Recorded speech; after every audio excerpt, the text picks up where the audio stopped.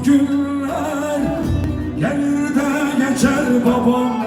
Ağlama bu dertler elbet biter babam. Ocaksız köylerinde dumanlar tüter elbet. Ben yandım siz yanmayın Allah aşkına.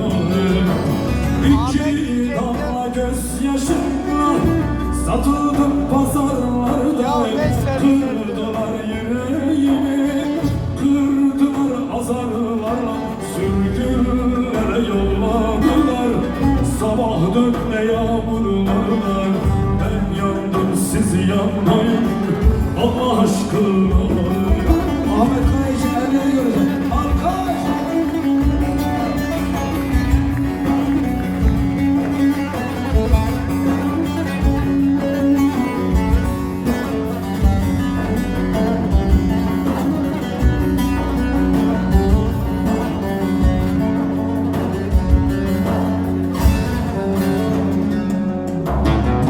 Ağlama bu günler gelir de geçer babam.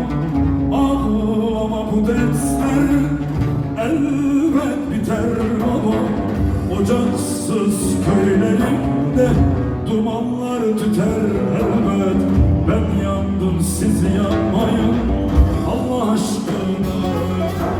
İki damla gözyaşımla satıldım pazarlarda. Kırdılar yüreğimi, kırdılar azarlarla.